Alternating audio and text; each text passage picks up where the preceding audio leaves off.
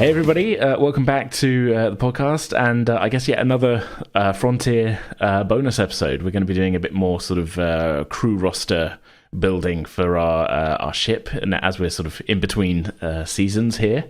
I'm joined today by Mark. Hello. Hello. How's it going? It's going well, thank you very much. How is our excellent host? Yeah. Oh. I don't know why I squeaked then. I was just trying to say yeah, and my voice box just went like, hey, remember when you were 13 and really squeaky? you turned into a hamster for a second. Yeah. I'm good. Yeah. Apparently my voice box is squeaky. Yeah. Yeah. Bit too much oil on the hinges. Yeah, then just get some WD-40 and spray that down my throat. Yeah. Just loosen it all up. It's a weird thing to say.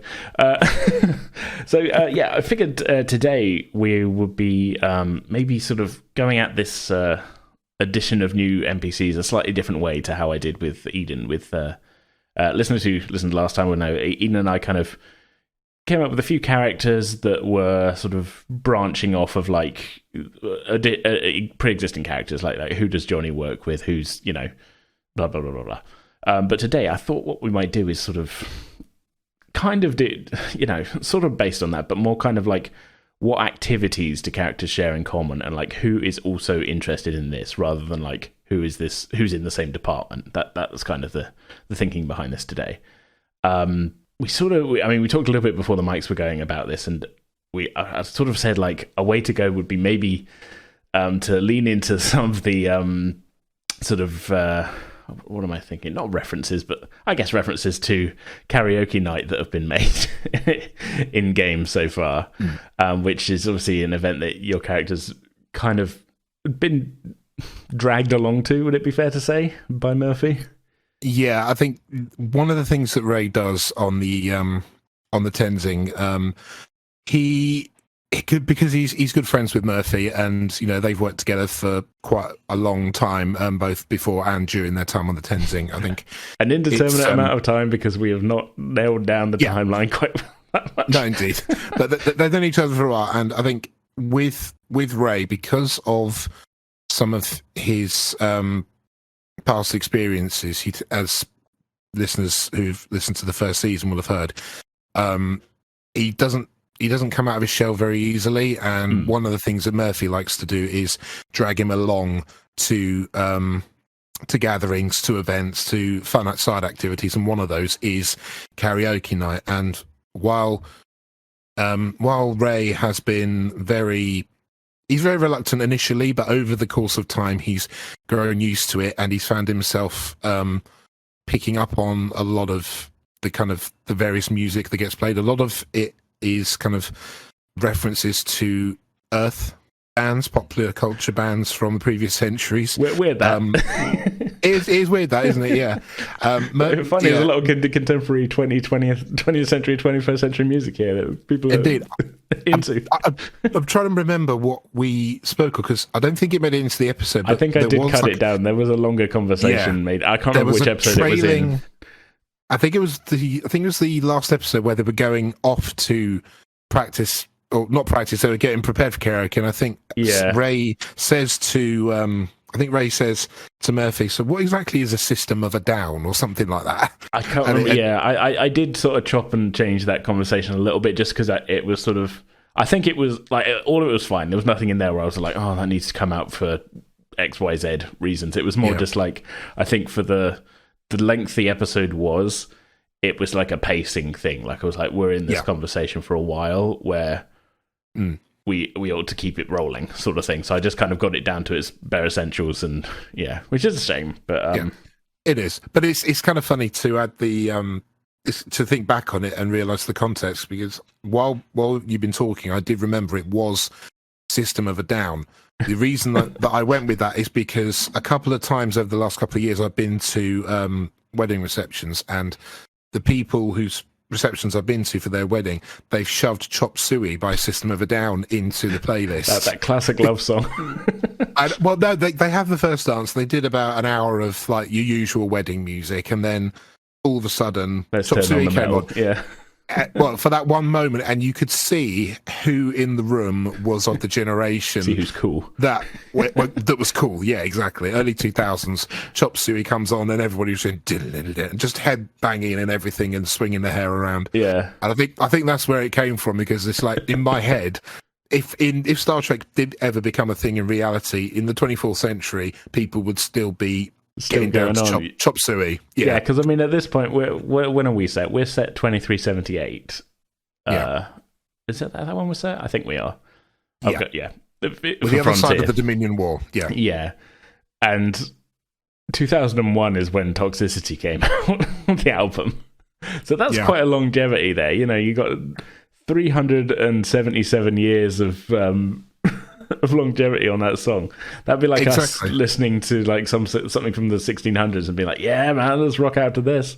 You know. I know. Well, think about it. You go to Star Trek Insurrection. If Gilbert and Sullivan are still a thing in the 24th century, then why can't System of a Down still be a thing? That's true. Yeah. Although I guess the argument could be made about like theatre having a slightly different sort of lifespan to like music genres and popular music and things. So obviously, you know, we still do obviously Shakespeare pretty, you know, unchanged and stuff. Oh yeah. But yeah. Anyway, the point is, let's come up with some other people who were involved in karaoke night, I think. Yeah. Let's do that.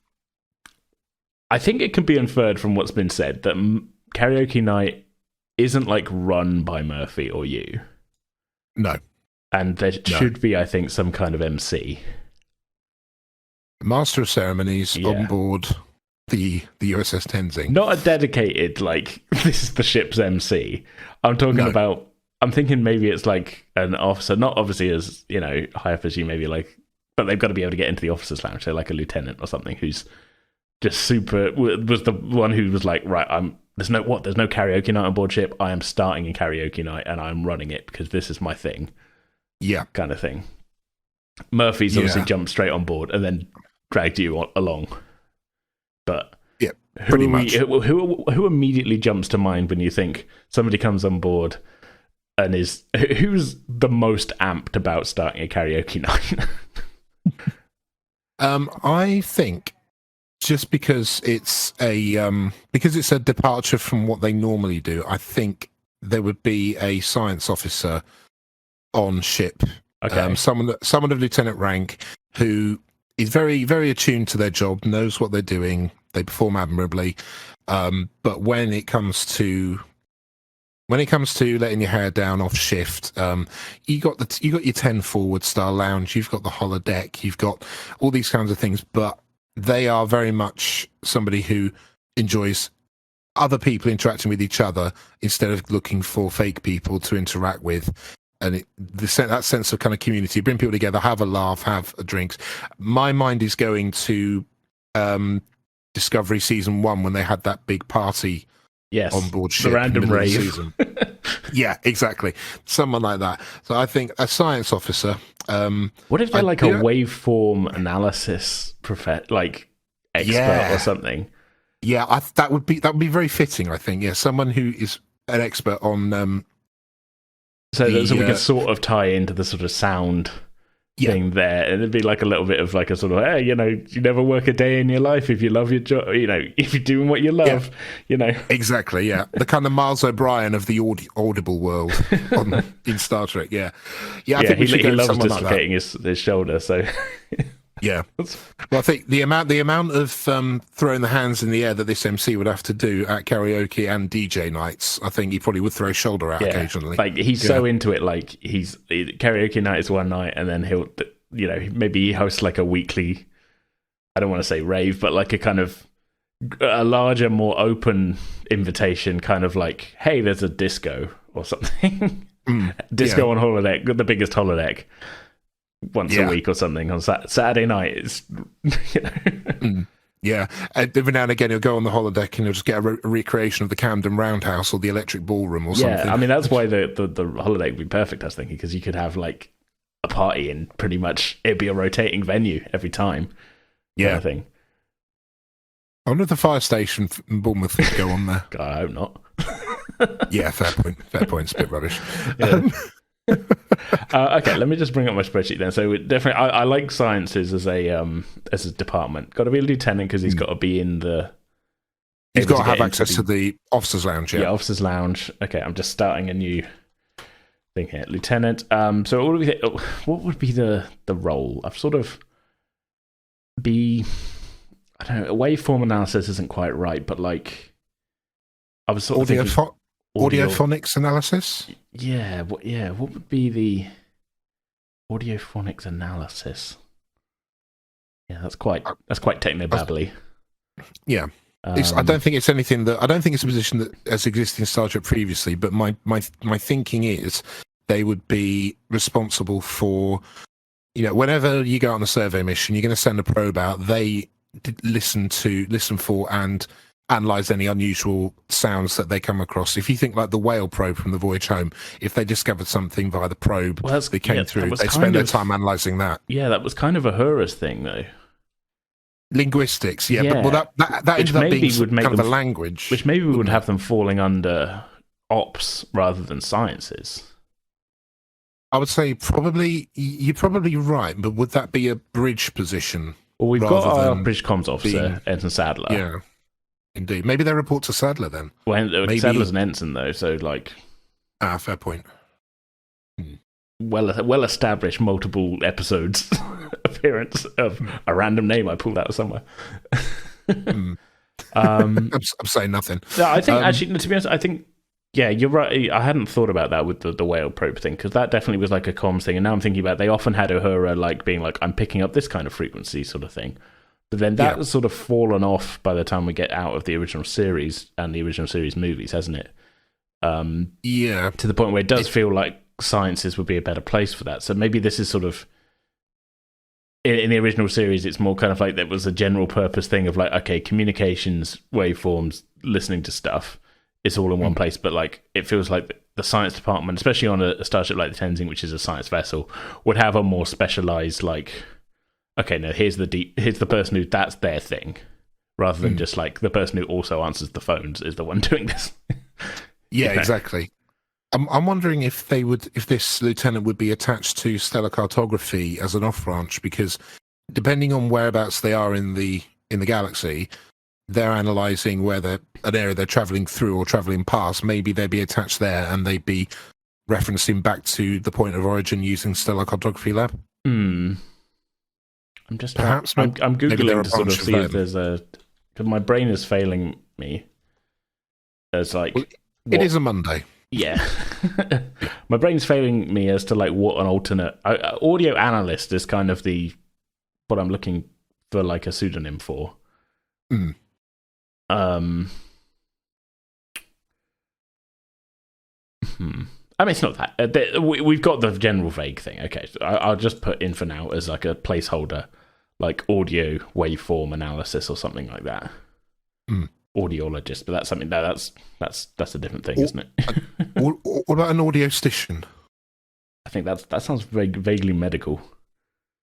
Yeah, I suppose. Yeah. Okay. Well, I'll just put in audio analysis for now. We can come back and change it. Fair enough. I like that though. Okay, so what are we thinking in terms of like species and such? I did think at one point it'd be funny if it was a Vulcan, but maybe not. It'd be funny. I don't know if it. Just about, I'm imagining a DJ, a Vulcan DJ with the "Live Long and Prosper" sign in his hand and doing the kind of DJ arm movements. But yeah, he's doing the Vulcan salute and just, but with like some reflective glasses on and just.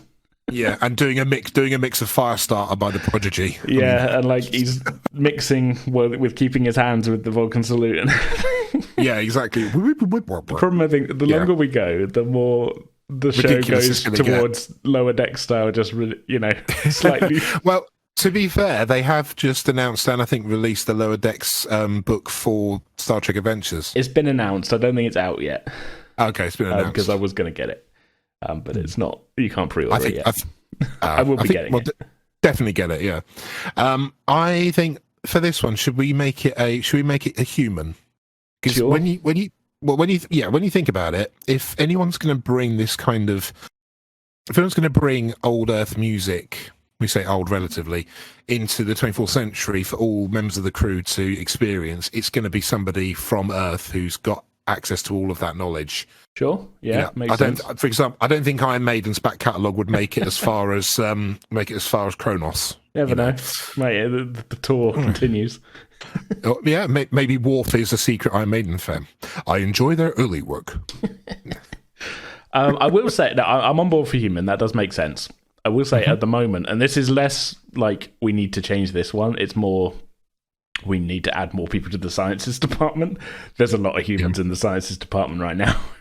Yeah, that's fair enough. You're in charge as a trill, and then Fel is also a trill.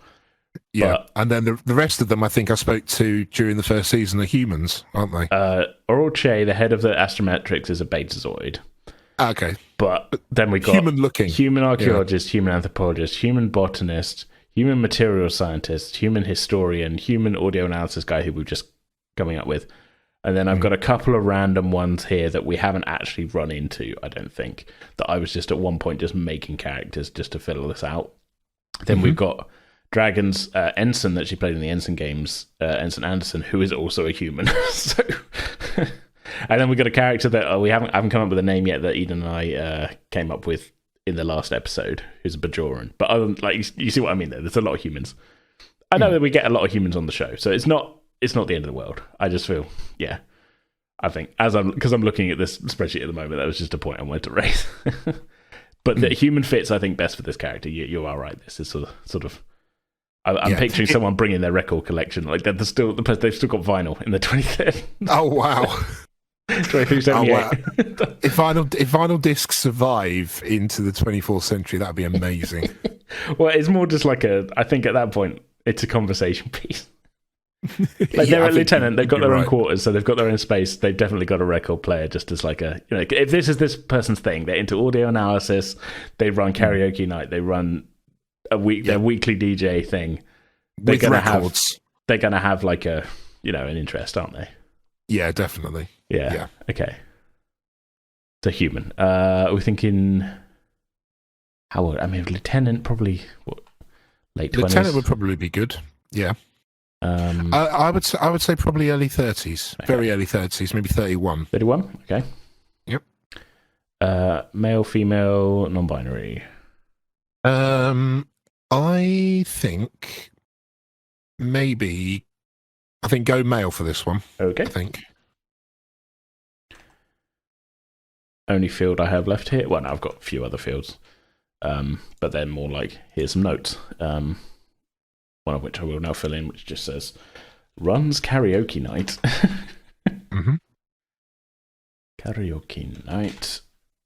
DJs weekly in Holodeck 1. Yep. Music enthusiast. I think that covers it really. Yep. Sounds good. I won't say what voice they've got at the moment because that will come out in the time whenever we run into if we run into them. This is the thing. Yeah. This is what I love about these. We can come up with all the characters in the world. We might not ever run into them, but it's just helpful if there's like if you guys decide to do a thing, and I can just pull a name and just be like, "You run into this guy." Yeah, and if they ever need to speak, it's your chance to do another voice or hire someone in to voice them for you. Yeah, depending on how happy I am with with your own voice. Yeah. Have you got a name in mind for? I mean, this isn't. Yeah. Well, I actually do have a list of characters that I put together for a one shot I ran last year. Nice. I think maybe pull one or two from them that sound human enough. So one of them I've got is a chap called Hayward Brayburn. Brayburn. Okay. Yeah, I like that. Yeah, so Hayward, and then it's BRAI. BRAY, sorry? BRAI, and then BERN. BERN, Brayburn. Yeah. Okay. Hayward Brayburn. But different from the apples. Yes, yeah, very different. Now, I was very careful of that. I thought, don't want to get copyright strikes by fruit. Don't want to get sued by Big Apple. Oh, that's a very different company. It is very different, yeah. Okay, so here's what we got then. So Lieutenant Hayward Brayburn, human male, 31. His day job, he does audio analysis / waveform science stuff. But by night, he's a music enthusiast who runs the. I guess we haven't really said. I guess monthly. I would say monthly karaoke night in 10 Forward. No, it's in the officers' lounge, not in 10 Forward. I'll be the officers' lounge. Yeah, fair enough. Yeah, monthly the officers' lounge, officers karaoke night. DJs weekly in Holodeck 1. A wider audience, music enthusiast. I don't have a voice for him yet. Bray Byrne, looking at Byrne spelt like that, comes across as very Swiss to me. Bray Byrne, yeah, it does actually. Yeah, but Bray Byrne itself sort of is a kind of, I don't know, maybe that's sort of, I get like another sort of rural English thing, but like maybe he could be, maybe his mother was Swiss and his father was from Yorkshire. Maybe I'm just seeing Bern because that is the literal name of a Swiss city. Maybe, yeah. That might be it. Yeah. I'm not going to decide on an accent now. Most of the characters on the spreadsheet don't have an accent in that in that column. Like some of them do. Like obviously I've got the ones that we run into a lot, like Commander Carter. I've just got Robin Williams-esque. Brilliant. Yeah, and like is that standard Robin Williams or Mrs. Doubtfire Robin Williams? You know as well as I do that like oftentimes it gets less Robin Williams-y between when we record originally and the final episode because I go back and change it. Yeah, fair point. It's just one of the things where it's fun to do in the time, and then I get back and listen back and I'm like, it's a bad Robin Williams impression where I go, here's a giggle, kind of sort of thing. So yeah, most of them don't have like, okay, and then, some of them are like marked down as like, obviously you made the choice for Kataran to be West Country. Yeah, but then, I don't regret that. Yeah, there's some here that are just like easygoing Khajiit male for the councillor because he's a cat man, so he has to sound like a Khajiit from Skyrim. Stuff like that. Yeah, that makes sense. So I think I'll leave the accent thing blank for this guy right now. We'll just see what happens if you run into him. Okay. So we have the Tenzing's resident audio file. We do, which is good. Yeah. Excellent. Do we want to stick with who else attends karaoke night? Yeah, I think there could be another regular figure that appears there. One that Ray and Murphy bump into occasionally. Someone who like that's the only place they've run into. They're like maybe their job is so obscure. Yeah, I think it'd be. I mean, it's fair when you're on a starship. You don't always know. You don't know everybody, and you don't always meet everybody while you're going about your duties on board. So maybe occasionally they bump into somebody who they know from karaoke night, but they never interact with them elsewhere because they are not. I wouldn't say so far removed from the jobs they do between them, but that's where they most often see their face. I want to pitch a character here that I've actually had previously. I've got already filled out in the thing, but I've never brought up.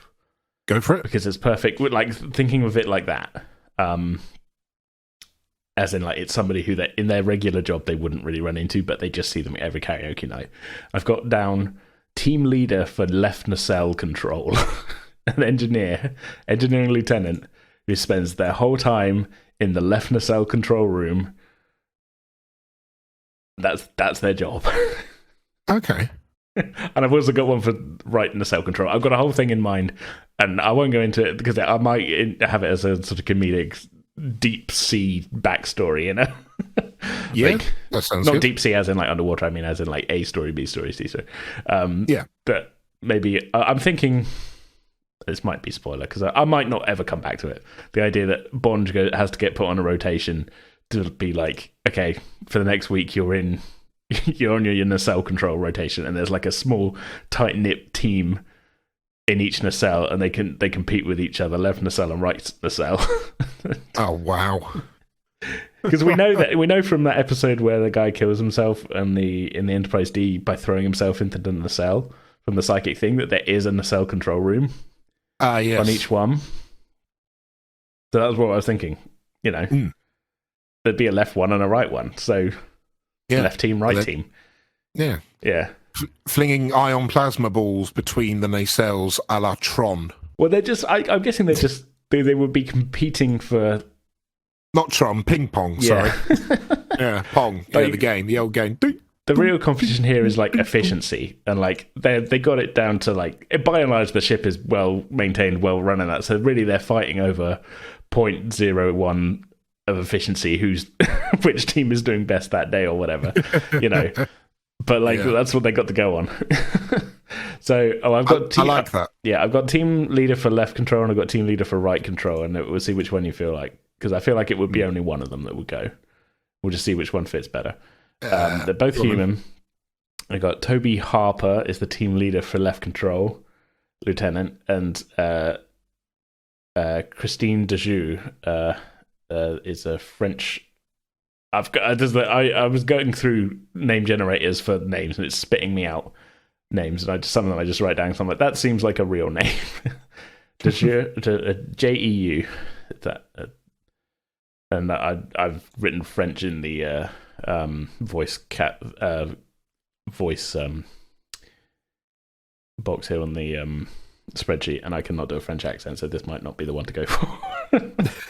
Do you know what? No, I think you should go for it. You know, challenge yourself. Yeah, we'll see how that turns out. I think I actually mentioned that character last episode as well, but yeah. So yeah, we got Toby or Christine, left nacelle or right nacelle. Christine. Okay. So yeah, she's the. I'll just add that to the note on her. The team leader for right nacelle control attends karaoke night. As I say, that whole thing with it might be a thing I bring in. It might just literally just be a thing of like when Johnny talks to Bonge is like sort of relays the events of like, I've been on nacelle rotation this week and that, and being pushed hard and that. And, we'll see how it might not ever come up. I've got a few different little kind of mini story, sort of not storylines, but like things that could be happening that I'm sort of gonna try and put in at some point, just as a sort of just for texture sort of thing. So I feel like that that's a good addition to karaoke night. It also sort of robbed us of the ability there of the opportunity there to actually make somebody new. But yeah, I think it's at the end of the day, it's still somebody that potentially would come up if we ever did a scene like during a karaoke evening. Yeah, that they could appear. Well, also that's a point of contact for then, like Bonge is maybe put on to the right nacelle for the week, and then we can have him maybe not moaning, but having like a little bit of a kind of, you know, maybe a moan to Johnny. Actually, maybe he doesn't enjoy being in nacelle control, you know. Maybe. But then that's the same time that. I've just had an idea. Okay, go for it. If Bonge goes into the rotation for one nacelle, what if Johnny gets into trouble and ends up having as punishment to do a week in the other nacelle at the same time? It's not so much a punishment thing. This is an engineering job. Yeah. Well, so, yeah. So Bonge isn't being punished for that. Like I'd imagine in my head, like Bonge is he's a new ensign basically. Yeah. And in my head, like new engineering ensigns get rotated around to all the different places, pretty much. Or maybe not as a punishment, but maybe Murphy just wants to be mean to him and puts him in somewhere where he's going to be out of his league. Johnny, go guard the door to the nacelle. Yeah, something like that. That'd be brilliant. Just spend the whole episode stand there for a week and windowless corridor. Exactly. Nobody ever attacks nacelle control. Of all the places you could invade on a ship, nacelle control would be the one to do it, but nobody ever turns up. He opens the door and they're literally just in there playing cards. Yeah. But am I just talking to myself over here?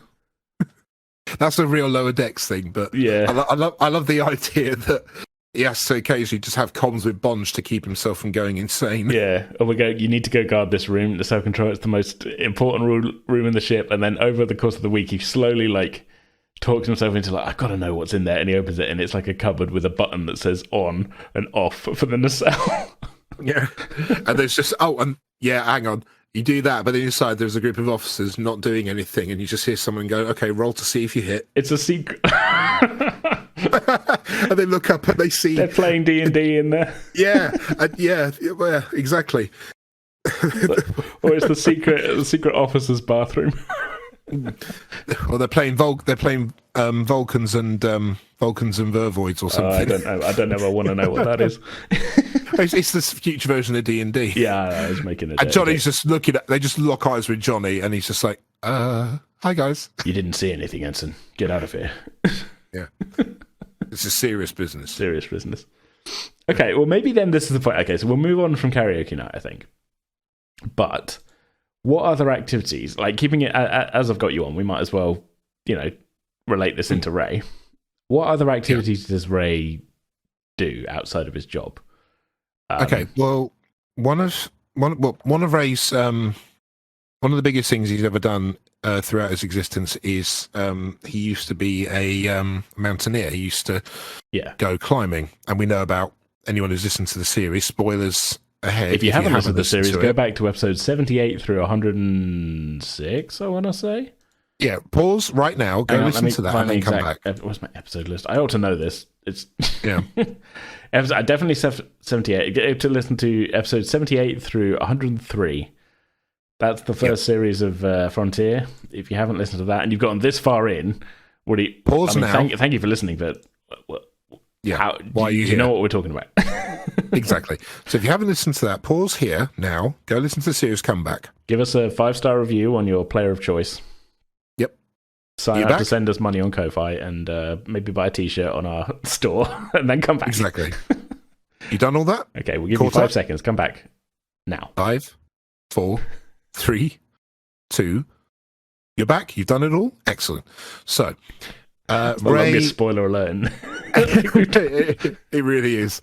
So Ray, when he was with a previous host, went on a mountaineering expedition to climb the Andes on Earth, and unfortunately suffered a very tragic accident in which his host died. Mm-hmm. And that left quite a mark on Ray for the rest of his life, and that is all addressed in season 1. Yeah, as we found, killed his first host, traumatized his second host, and then third host kind of absentmindedly went, "I'll go and climb that mountain again," which sort of traumatized the internalized remains of the second host, didn't it? Really. Exactly, but he did go back and finish the climb, and this time didn't die. Just didn't really. I think the gist of that, I think, really was that had the unexpected consequence of making the buried sort of personality of your second host kind of retreat, because this was not what they ever would have chosen to do, and you went and did it, kind of thing. And exactly.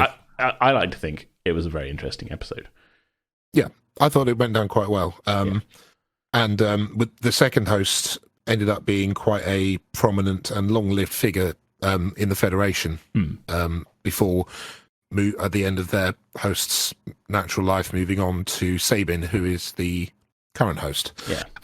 But through the pursuit of mountain climbing, Ray discovered some other activities that are known throughout the galaxies, but recreational on Earth. And one of the ones I think he would be up for doing is archery, competitive archery.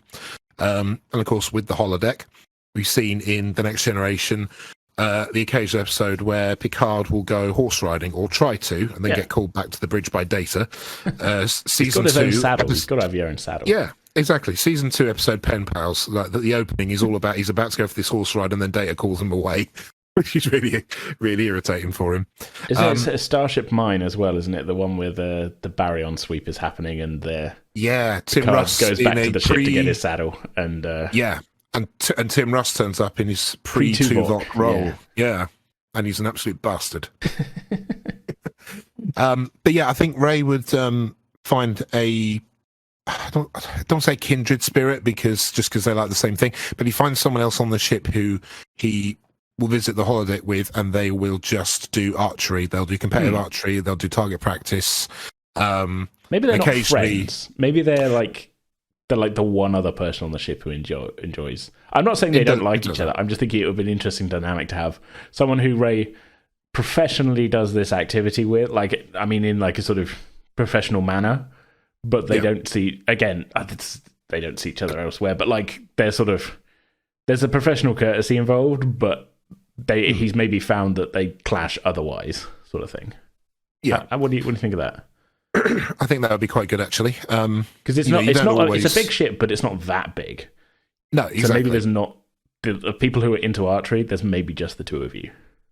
Yeah, and it's nice for Ray to have found someone to do it with. Yeah, someone to compete against, but not maybe somebody he would socialise with otherwise.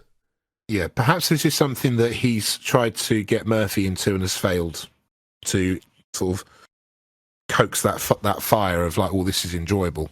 Oh, so it's sort of the reverse of like Murphy dragged you to karaoke night, so you're like, well, you've got to come and do some archery with me at some point. And then tried it, and Murphy didn't take to it, so then he carried on solo for a bit. I can imagine it being like, just give me a phaser. Like, yeah. She prefers modern security and weaponry to ancient weaponry and ammunition sort of thing. But yeah, I think that would be a good idea. And then after that failed attempt to get Murphy interested, he comes across this other officer who also enjoys it, and they just do the activity together on the holodeck. Maybe there's like a stock archery holodeck program that Ray thought he was the only one using. So it sort of saved it partway through a thing, and it'd come back and it had not been how he left it. And he's like, who else has used this program since then? And it's come up with, this program was last used by blah, blah, blah. We'll come up within a second. And, that's how... And then he goes in and finds them, and they start having a chat, and they agree to do the same thing at the same time the next time they're both available. And then it builds from there. Yeah. I like the idea of there being a stock, like, archery range program on there. Yeah, because you wouldn't build... if you would... Unless you were like, okay, this is... I would... Unless you go... I like my archery, so then the first thing I would do is build my own archery program. The first thing you would do would be like, I want to do some archery computer, and the computer would go here. It would load just a bit default, wouldn't it? For an activity, it would load a default, and maybe the default's fine. Maybe Ray's happy with the default, because you're there for the archery, you're not there for the sort of. Yeah. Although what I would think possibly, again, don't know if this will ever come up in an episode, but maybe over the course of time, Ray and this other person have just thought up a new archery program on the holodeck, and this is something that I know is done in real life because I do a bit of archery myself sometimes. And I've got a couple of mates. I used to enjoy it. I haven't been for probably 20 years. Oh, you did it while I was not with school, but like when I was at school. Me and another guy I was in class. We used to go near Hinton. There was a place up there. Wow. Yeah, it wasn't a place up there. It was like in the grounds of like a pub or something. Oh, that's cool. Yeah, but yeah, it's been like 20 years. Oh, fair enough. I've got a couple of mates that do it out Southampton way.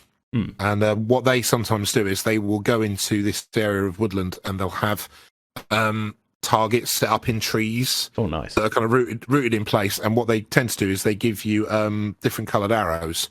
So what they'll do is you'll go wandering through the woodland, you find a target, you try and land a shot on it, and if your arrow sticks in it, then it stays there. And then once it's finished, they go and gather the targets, count up how many arrows of a particular colour have hit it and whereabouts they've hit it, and then they tally your points like that. And they usually model them after woodland animals and creatures. So it's kind of cruel in that way, but they're just bored. They're foam bored creatures essentially. So you're not actually killing anything, but it's the idea of going through difficult terrain and nailing a proper shot. So maybe Ray and this other officer conjure up a program like that, where they have this kind of woodland area that they wander through, and at the end the computer tallies up how many hits they've got based on the arrow colours they're using in the program. Yeah, that's cool. I like that as an idea. So again, I guess because it's a good way of doing it. Like when you think, okay, somebody else that Ray unexpectedly came across as as somebody else being on board ship who is into archery, who they now do archery stuff with, but maybe don't get along with on a personal level much beyond, like they can't. Well, not necessarily like there's no animosity, but there's not somebody they would see themselves hanging out with, other than for the archery stuff. What immediately springs to mind, given that as a description? I think, in my mind, it would possibly be a Vulcan. Okay.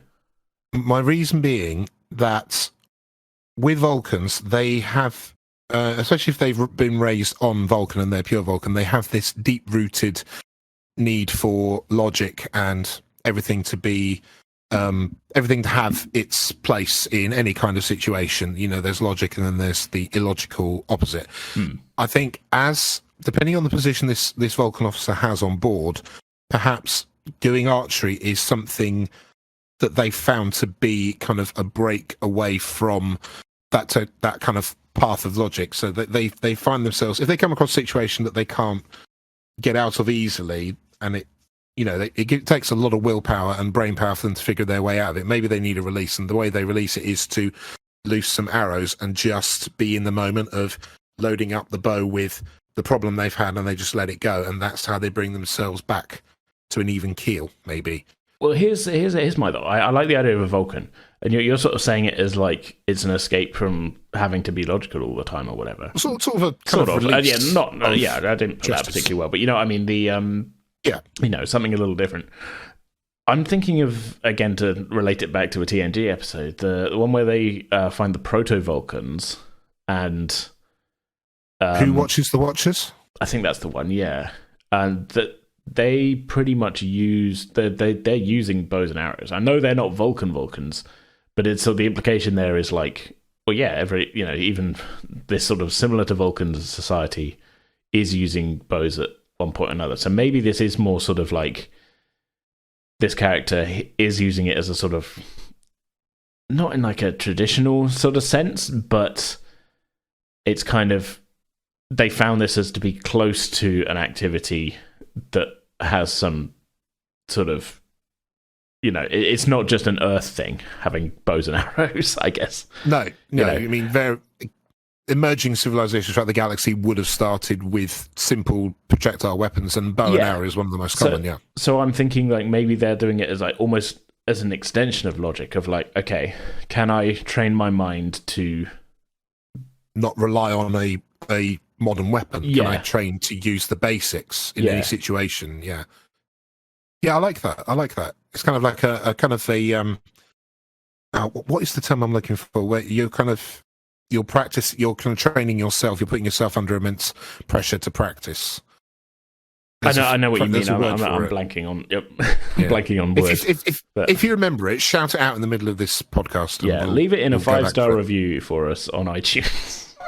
Yeah, exactly. We never ask for reviews, and I've done it twice in this episode. I don't know why. It's just it's an in-betweener. It's fine. It doesn't count. It's fine. But no, I like that as an idea. That they're kind of trying to train their mind to, can I achieve this result with the bare basics? I mean, they're exploring what they're capable of. Can almost couch it in the logic terms of like the logic of like physical logic almost of like, if I do this, then this will be the result.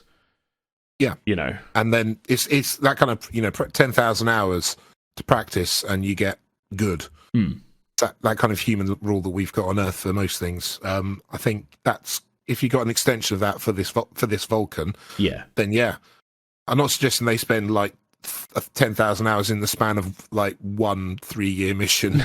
This is all they do when they're not on duty. Is like I put my 10,000 hours in on this mission, and then I will do something different.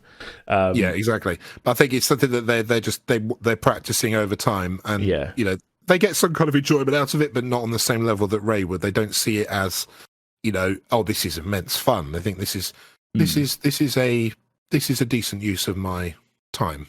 So I'm thinking if it's somebody that Ray would normally not, or maybe not have contact with. Again, like I said, just a sort of detachment of like, Ray wouldn't socialize with them otherwise. No. Maybe they're not in sciences. I think we ought to rule that out as like, because then Ray would be their boss, and that's another dimension to it that I don't think fits here. No, indeed. I think this would be somebody maybe someone on the medical side. Okay, yeah. Someone medical, which again Dragon might bump into in future. I have a junior doctor already. Dr. Salat. That's right. Who's a Vulcan male who's 30 years old. Okay, so maybe not medical then, because that would be 2 Vulcans and a Deltian. Well, I was just going to say, like, maybe we just use that character, but I mean, we could do if you wanted to. It's up to you. No, we want to make someone completely new. I'm just like medical Dr. Vulcan. We already have a medical Dr. Vulcan, but I don't have anything other than a name, and he's a junior doctor. Like, this could totally be I'm all for like picking somebody who, because at one point I said this to Eden, at some point, and I can't remember why. I don't know whether I was trying. I don't think it ended up being something we ended up doing, but for whatever reason, I basically listed out everybody who works in medical. Which I haven't done with any of the other departments. But medical I think overall, medical is one of the smaller departments. So it felt like, on a science ship, we've got Dragon's character, Arela, in charge. There's a counsellor, assistant CMO, 3 junior doctors, and then there's a few nurses, a few orderlies, medical diagnostics and technicians, but that's it, really. Yeah. It's a 750 crew ship. We've got, how many is that? 20 people in the medical department seems a lot, Yeah. Sort of thing. But that also kind of makes sense, because even though they're a science vessel, they are exploratory, and depending on where they find themselves exploring, they might be in need of all this personnel on the medical side. Yeah, I mean, when it comes down to it, we've got 5 doctors, including, Arela. Yeah. So I think it's a well-staffed department. But yeah, I think I like where you're coming from. Maybe we should give this to Salat. Yeah, because I haven't got anything other than him, other than he's a name. It's a Vulcan. That's it. That's all I have. Because I just filled out I've given a bunch of. I have names and jobs, and that's it. Names, jobs, and species, and that's it. Well, and obviously male, female, MB. I've got the details, but I haven't. What I'm saying is I have no character stuff other than I've got, obviously we've Arela's a player character, counselor, we've got some stuff. I've got enjoys chess, has he's got his wife on board, who I think met in a holodeck thing that Arela went to. Assistant chief medical officer has his son, because he introduced his son to Arela, but other than that, nobody else in the medical department. I haven't got anything else in the notes section, So I'm perfectly happy, if you're happy, to have this be Salat. Yeah, more than happy, yeah. Go for it. Practices archery with Lieutenant Commander Ray. There we go. That's somebody. That's a thing. Again, nice. It might not even come up, but it can be just. It might just be a thing where I'm just like, now we know. Now we've got a connection there, So it's not like if you're ever going into sickbay, which it's not unheard of. You were in there for quite a few episodes last season. I was, yeah. Yeah. Now we can just be like, okay, so now it's just another doctor. I can, rather than just be like, oh, there's another doctor there. I can be like, there's you clock Lieutenant, Dr. Salat is there, who you practice archery with, and he gives you a nod. Even if it's just like that's as far as it goes or whatever.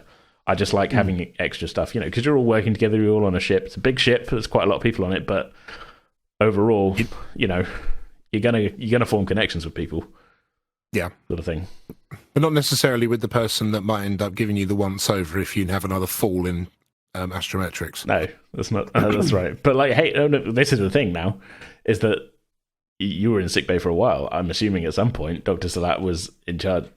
Depending on who's on duty, would have been in charge of your care at some point. I mean, you were unconscious for a fair amount of it, but Oh yeah, probably during the Ensign games while Dr. Arela was off with Murphy watching it with Kataran. Yeah, exactly. So I mean, it's not necessarily a bad thing or a big thing or anything. It's just I like the idea that your characters are having interactions with other people, and you've got these points of connection and stuff. Even if it just adds that extra level of depth, which is the whole reason for really doing these bonus ones, really. And yeah.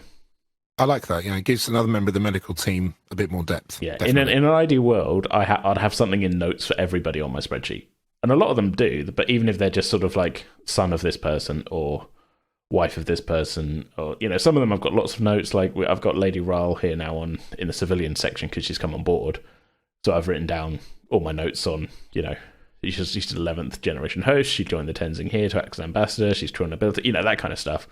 But then we've got a whole section, like I say, the medical section, where most of them I have nothing. So, yeah. It's a good chance to bulk it out. I like it. Yeah. Nice. Do we want to come up with one more? I think we're at 50 minutes here. I think Yeah, we've come up with a couple. I have a request. Yeah. Because I've been having a flick through which species are in the Federation, because there was that comment earlier on about we've mostly got humans, Vulcans, a Betazoid, and a couple of Trill. Yeah, I mean, that's not on purpose. I think I just defaulted to human no. with a lot of these, especially ones where I'm like, I'm pulling it out of thin air when you're like, okay, I'm going to bring in some people to this meeting, and I'm just like, you default to human because we are human, so that's how they've ended up on the spreadsheet. It's not it's not an active thing. End all. No, that's fair enough. But I'm just thinking, in terms of if we do another character, could we pick a species that we haven't had yet? Now, sure. I've looked at a list of the species that are currently in the Federation. This is based off of post-Dominion War. Corridanites. I think they first appeared in. I want to say they appeared in Journey to Babel, which was the original series. How are you spelling Corridan? Corridan is the name of their planet. It appeared in Enterprise. Corridan. Sorry, I'm on Memory Alpha now. Yeah, that's where I am as well. The fun part of a bonus thing, I don't need to cut out that I'm you on use Google. This. Indeed. Corridanites. Yeah. Sure, yeah. I don't know if I have a stat block for that, but that doesn't really matter for the NPCs, really, does it? Because we can... No, indeed. Yeah. Apparently they've appeared in Discovery, Far From Home. Yes, they did. Season 3, obviously. That's much later. That's in year 3000 and something or other. Yeah, in 32nd Century. There is actually an entry on here for that. That's that mining colony, isn't it? And that one episode. Yeah. That's those exactly. guys. And they were involved in the Dominion War. There was, during the Dominion War, Corridan's lithium mines came under attack by the Dominion in 2374 due to the... I don't think we actually see that, do we? But it's obviously mentioned. It's mentioned, yeah. I'm totally down for putting people on. Okay. Yeah, let's go for that then. Yeah. Well, pitch me a character then. What have you got? Right, okay. So I'm thinking we have a Corridanite female. Mm-hmm. And I'm thinking that she's quite a young Corridanite, I would say. Attended Starfleet Academy. So an ensign sort of around about Johnny and Bonge's age, is that what we're thinking? Yep, I think that would be fair to say. Because this was something I brought up with Eden, that like, Johnny wouldn't be like the one person joining at that one time. Like we've had, Johnny's been on the ship for a little while, but Bonge has only just come on board, but he wouldn't be the only person coming on board. From the Academy, yeah, exactly. Like he's, from this graduating class, you're getting probably, I mean, it's a big fleet, but like, there's a few people going out to each ship sort of thing. So we could have them be they're just as new as Bonge is, maybe. Yeah, I like the sound of that. Bonge I've got down as 22, but I mean, age isn't the most thing, but like, I like that idea. It's like a sort of, they're a new member of Starfleet. They're newly graduated, Yeah, a new member of Starfleet. I think Ray would have encountered them a couple of times in 10 Forward. He goes in and occasionally he will be sat at a table and there'll be a group of the newly released cadets that have come up to ensign rank and joined this mission, be sat in a corner having a good time chatting with themselves and sort of not listening into their conversations, but just enjoying the fact that people are still coming into Starfleet and have this great kind of passion to want to do the best that they can do. Yeah. I think if we make this a Corridanite female, I think maybe I don't know if this will ever appear in an episode, but I think it'd be good to have this one be a little bit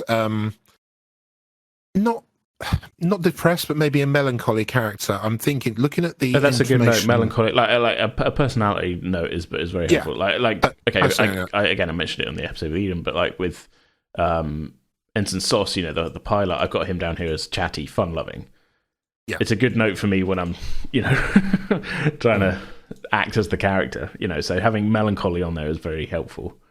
Yeah. What were you thinking job-wise? And just I need to know where to put this on the spreadsheet, basically. I'm thinking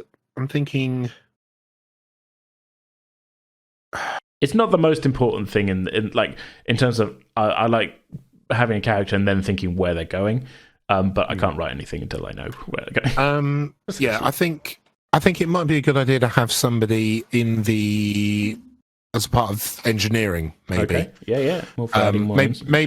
Maybe an old-fashioned grease monkey. Okay. Well, if they're a new ensign, we don't need to go into it with any more detail other than their newly arrived engineer, because we're already establishing that Bond is being rotated between, like, this week he's doing nacelle stuff, this week he's doing warp core stuff or whatever.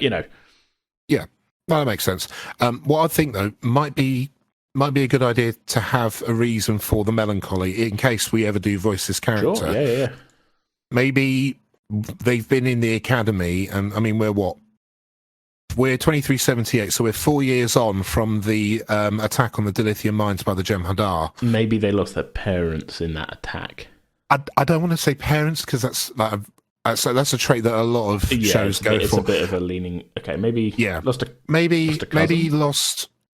Do you know? I would say probably lost a carer. Perhaps their parents aren't around. Maybe they gave her up for adoption for whatever reason. Yeah. And the only person that took them on was a distant member of the family, maybe a great uncle, and perhaps that great uncle worked in the mines or was a supervisor in the mines. Yeah. She went off to the academy not long before the attack on the mines in 2374, maybe, and she regrets not being there with him, and not that she could do anything to save him. She probably would have been killed as well, but she's lost the only person that she ever really had a family with.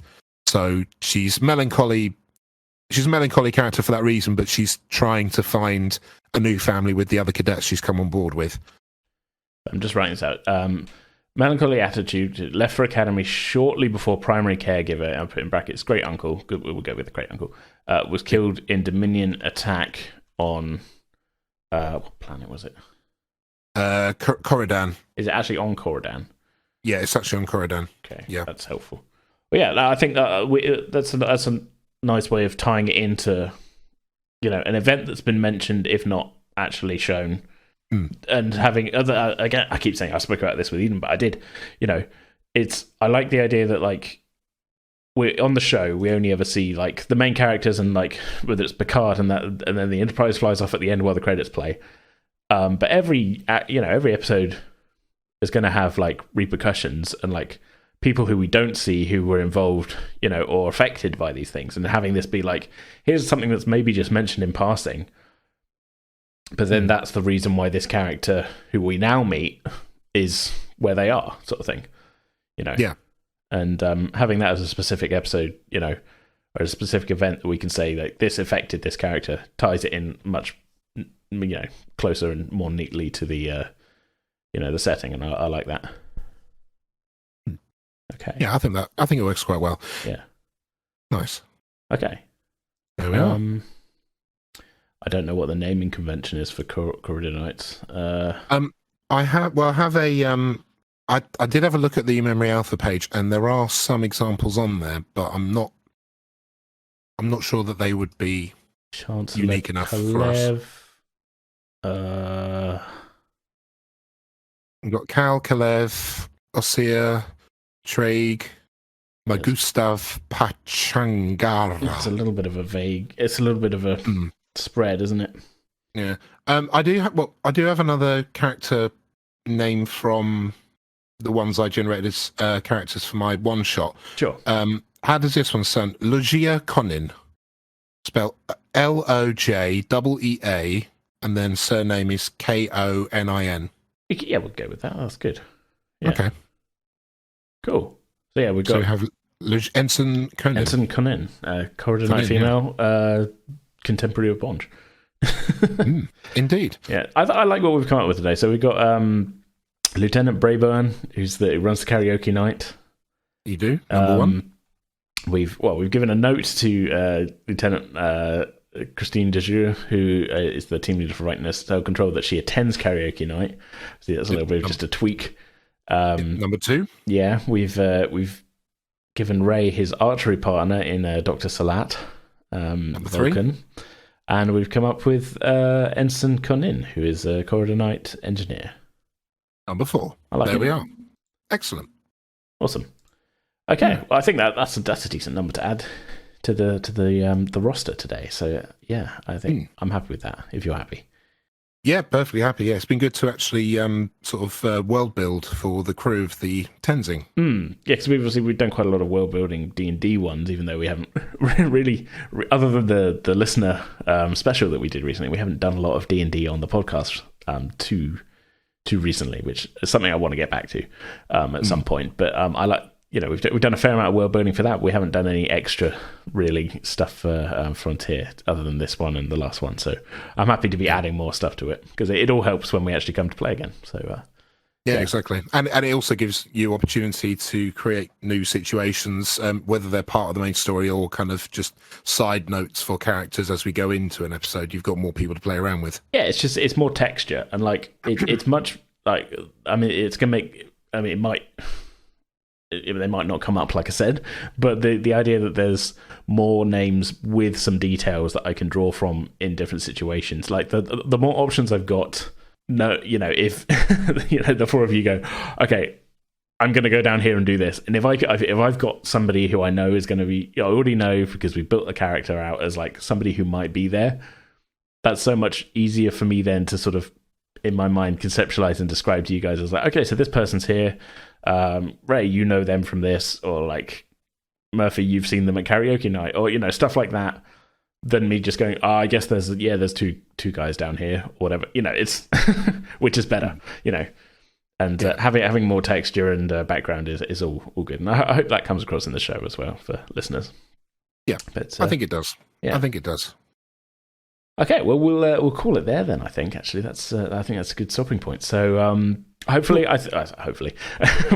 we should be back next time with Stargate. I know I said that. I think I said that in the last episode, but this was I need a bit more editing time on it really. So hopefully you're all still holding your breath for that. Although if you're holding your breath, you've probably passed out a while back. What am I even talking about? We'll be back in 2 weeks' time, hopefully, with the first part of our Stargate RPG. One shot that we did, which was a lot of fun. Yep. And I am in that one. Mark is in that one. Spoiler. Yeah. Yep. So yeah, that's coming up soon. Hopefully in 2 weeks' time. Like I said, that we should be on Thursday, the 18th of May. That should be coming out. In the meantime, though, you can head to pretendingwithdice.com for links to everywhere else that we are, including our Discord server, our Ko-Fi page, our merch store, which is still there. Links to all of our places online. So check it out. And thanks for hanging out, everybody. And we'll see you next time. Live long and prosper. Oh, that's a much better ending.